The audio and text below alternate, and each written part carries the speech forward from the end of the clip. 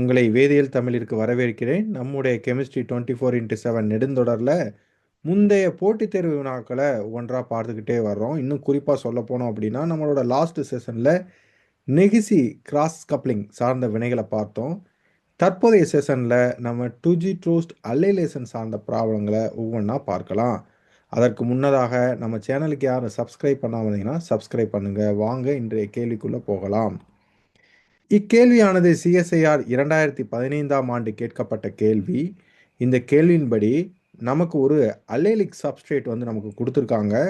இந்த allylic substrate palladium acetate, ட்ரைஃபெனைல்பாஸ்பைன் மற்றும் ட்ரைஎத்திலமைன் மற்றும் அசிட்டோநைட்ரில் முன்னிலையில் வினைபுரியும் போது நமக்கு ஒரு ப்ராடக்ட் வந்து கிடைக்கிது. கீழே வந்து 4 விடைகள் கொடுத்துருக்காங்க.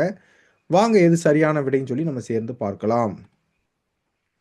நம்மளுடைய சப்ஸ்ட்ரேட் அதாவது அல்லைல் சப்ஸ்ட்ரேட் மற்றும் பெல்லாடியம் கேட்டலைசிஸை பார்த்தோன்னே உங்களுக்கு இது என்ன வினை அப்படின்னு சொல்லி தெரிஞ்சிருக்கும்.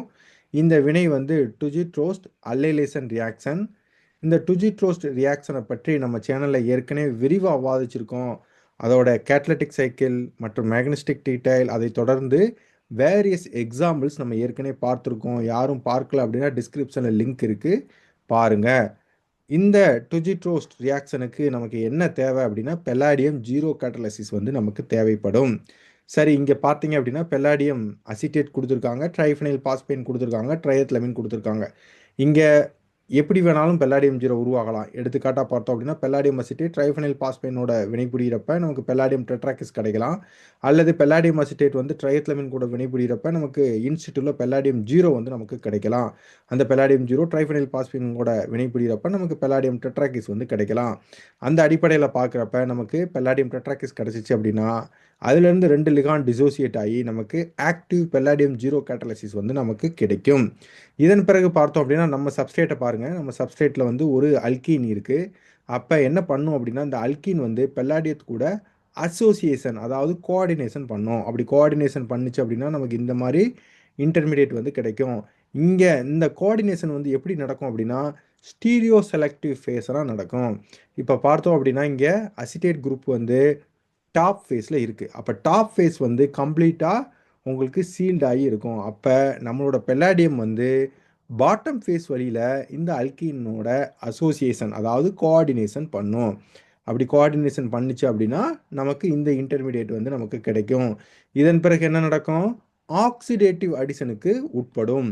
ஆக்சிடேட்டிவ் அடிஷன் நடந்துச்சு அப்படின்னா நமக்கு இந்த மாதிரி ஈட்டா3 அல்லைல் கேட்டயானிக் காம்ப்ளெக்ஸ் வந்து நமக்கு கிடைக்கும். அதாவது அசிட்டேட் குரூப் நமக்கு இப்போ வெளியே போயிடும். வெளியே போய் நமக்கு என்ன கிடைக்கும்? ஈட்டா3 அல்லைல் கேட்டயானிக் காம்ப்ளெக்ஸ் வந்து நமக்கு கிடைக்கும். இதற்கு அடுத்தபடியில் என்ன நடக்கும் அப்படின்னா நியூக்ளியோஃபிலிக் அடிஷன் வந்து நடக்கும்.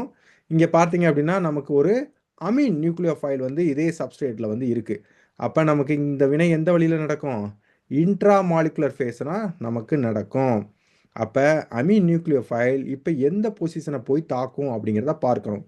இங்கே இருக்கக்கூடிய பொசிஷனா அல்லது இந்த பொசிஷனா அப்படின்னு சொல்லி நம்ம பார்க்கணும். அதற்காக நம்ம என்ன பண்ணிக்கலாம் அப்படின்னா நம்பரிங் போட்டுக்கலாம். இப்போ நம்பரிங் போட்டோம் அப்படின்னா இந்த கார்பன் வந்து 5th கார்பனாக இருக்குது. அப்போ இந்த பொசிஷனை தாக்குச்சு அப்படின்னா நமக்கு 5 மெம்பர் ரிங் சிஸ்டம் வந்து உருவாகலாம். அதே வேளையில் இங்கே இருக்கக்கூடிய கார்பனை தாக்குச்சு அப்படின்னா நமக்கு 7 மெம்பர் ரிங் சிஸ்டம் வந்து உருவாகலாம். ஆனால் 5 மெம்பர் ரிங் சிஸ்டம் உருவாகிறதா நமக்கு ரொம்ப ஃபீஸிபிளாக இருக்கும். அப்படிங்கிறப்ப நமக்கு 5 மெம்பர்டு ரிங் சிஸ்டம் தான் உருவாகும். அப்போ நைட்ரஜன் நியூக்ளியோஃபைல் இங்கே இருக்கக்கூடிய 5வது கார்பனை வந்து எதன் வழியில் தாக்கும்? டாப் ஃபேஸ் வழியில் தாக்கும். ஏன் அப்படின்னா பாட்டம் ஃபேஸில் நமக்கு பெல்லாடியம் இருக்குது. அப்போ இந்த தாக்குதல் வந்து நமக்கு டாப் ஃபேஸ் வழியில் தான் நடக்கும். அப்படி நடந்துச்சு அப்படின்னா நமக்கு இந்த மாதிரி ஒரு இன்டர்மீடியேட் வந்து கிடைக்கும். இப்போ நமக்கு டிசோசியேஷன் அதாவது இங்கே இருக்கக்கூடிய பெல்லாடியம் காம்ப்ளெக்ஸ் வந்து டிசோசியேட் ஆச்சு அப்படின்னா நமக்கு ஆக்டிவ் கேட்டலைசிஸ் வந்து மறுபடியும் ரீஜெனரேட் ஆகிடும். அப்படி ரீஜெனரேட் ஆகும்போது நமக்கு இந்த ப்ராடக்ட் வந்து நமக்கு கிடைக்கும்.